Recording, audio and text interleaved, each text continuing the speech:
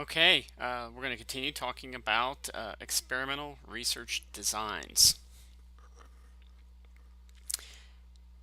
Before I get started on this, I just want to point out that these are probably some of the more common designs that you might see as you're reading the literature. Um, they're certainly not all inclusive, but I think these are the ones that are the most common ones for you guys to be aware of. All right, so the first type of design is a what we call a pre-test, post-test control group design. This is the most common type of experimental design.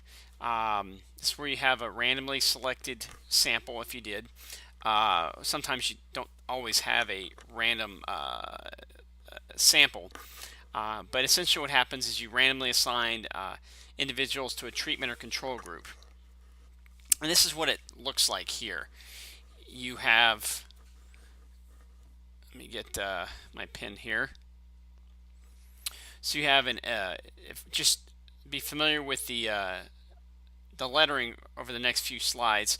So you're going to have E stands for experimental group, C for control group, O is where you have an observation. Maybe this is your data collection point at baseline before the intervention is implemented. X would be the intervention, and then O you would do a measurement afterwards. So you get a baseline measurement, implement the intervention in the experimental group, and then you make another post assessment.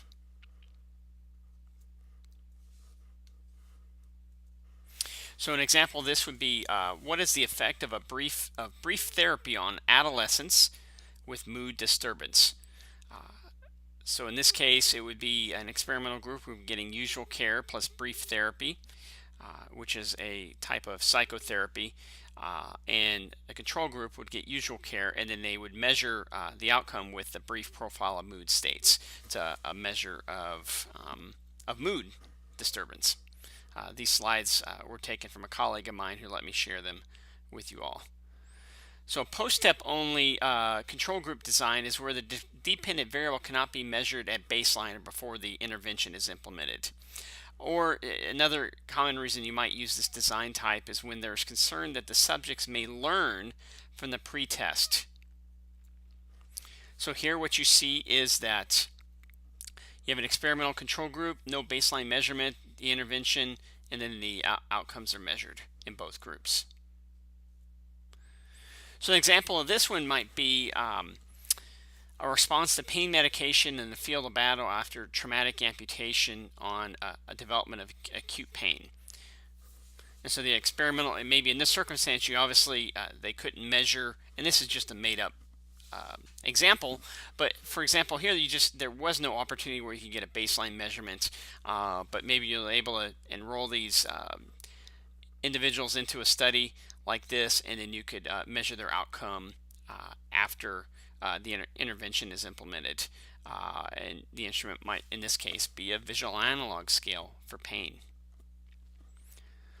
A randomized block design, this uses two group pre-test post-test or two group post-test pattern with the addition of a blocking variable, and we talked about blocking earlier, and we do this sometimes to control for confounding variables.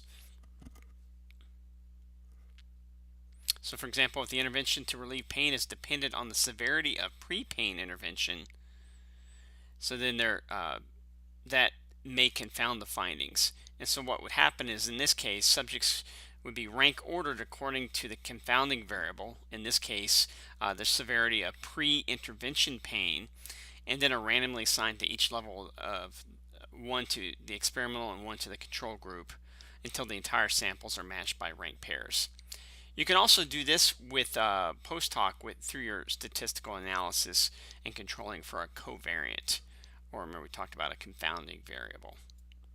So here's I showed you this slide earlier, but this is where we would be controlling for academic year in our design and making sure that we have equivalent number type of subjects in each group and each year group in this case. A crossover design is also referred to as a crossover trial, and this is common in longitudinal studies. It's probably most commonly seen in drug trials.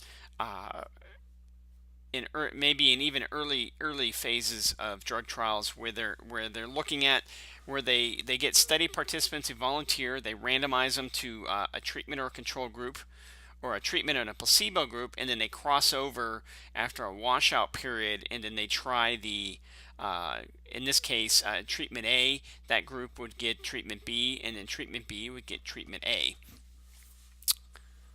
So that's why it's considered a crossover design. I'm now going to talk about quasi-experimental designs. So this is when the researcher has insufficient control in one or more of the following areas. They're unable to manipulate the treatment variable. They cannot manipulation of the setting, or they can't do, most commonly can't do random assignment or randomization. And there's obviously a number of purposes for quasi-experimental designs. You can explain relationships, clarify why events happen. It is a way at getting at causal relationships, and you can also use it to look at predictions. Here's a listing of the type of quasi-experimental designs.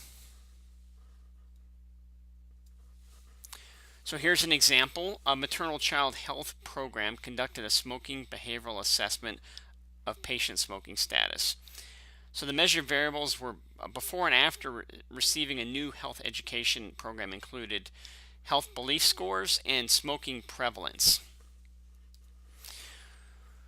So what they did is they just had a single group, experimental group. There's no control group. So they have an observation, baseline observation. They implement the treatment, and then they measure afterwards. So it's really just a one group pre-test, post-test design. A non-equivalent comparison group design.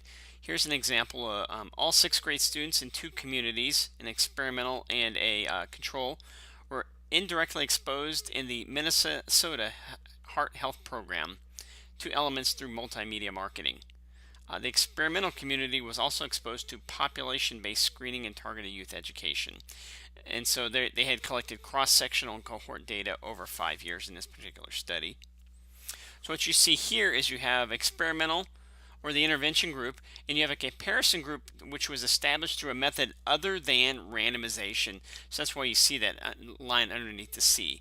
So there's observations in both groups. This group only gets an intervention, and then they measure the outcomes at a later time. A time series design is when you want to establish to predict the periodicity or pattern of an outcome variable being examined. It can also be used to establish the reliability of an instrument or an outcome measure. And you can also use it to apply an intervention or a treatment that can be applied in a specific time period. And if desirable, you can withdraw it abruptly. So here you have a single experimental group. There's no control group. And you have multiple observation periods where they're collecting data at baseline, and then they have an intervention or a treatment, and then subsequent measurements afterwards.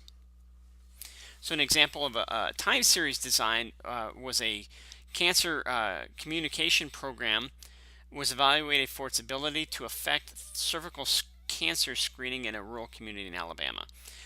So what they were interested in was the number of women identified as new users of this program in this particular county in Alabama on a quarterly basis over a 3-year period.